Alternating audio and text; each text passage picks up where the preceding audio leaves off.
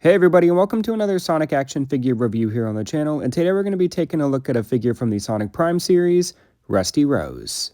We're going to start by taking a look at the box design, which is rather consistent with the other Sonic Prime figures we've seen in this series so far. And if we take a look at the back of the box, you can see a picture of the figure as well as a couple of other figures that are in this wave. It is also displayed on the back of the box that this figure comes with 13 points of articulation, which is rather standard for these Sonic Prime figures.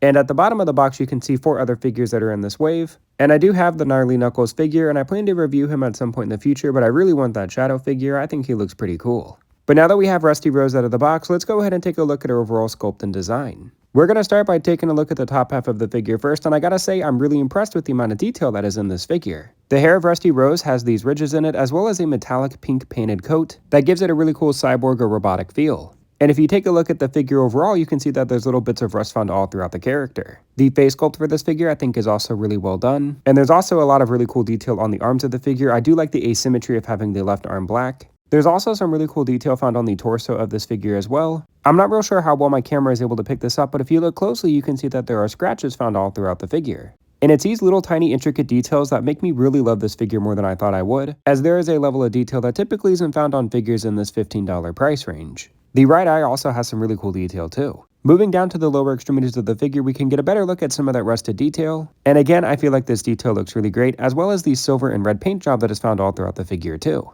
Unfortunately, the shoes of this figure do seem to lack a lot of detail when compared to the rest of the figure, but when you take a look at the design of Rusty Rose as a character, it is rather accurate to her depiction in the TV series. But I do think that the overall look and sculpt for them does look relatively solid. I just personally would have liked to have seen a little bit of silver or red on them as well. You'll have to let me know what you think of this design choice in the comments below. Now, as far as the articulation of this figure goes, her head is able to be rotated side to side. However, you do have to be careful because the ends of her hair are going to rub against the shoulder pads. And you can see that I have to carefully maneuver the head back to midline, as I was afraid I would damage the shoulder pads of the figure when rotating the head.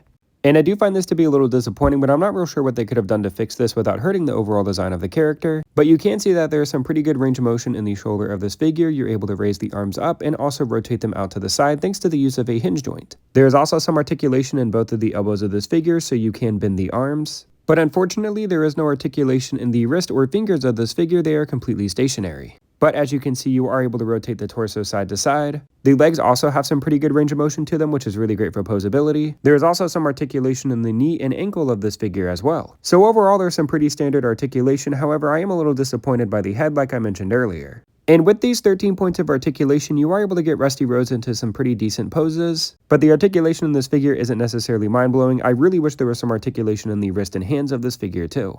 However, I do feel like this figure has some incredible detail. You just have to be careful when rotating this figure's head, as I don't want you to damage the figure if you decide to pick it up yourself. And I'm going to be rating this figure 4 out of 5 stars. Thank you so much for watching my review, and be sure to like the video and subscribe so you can catch more reviews like this in the future.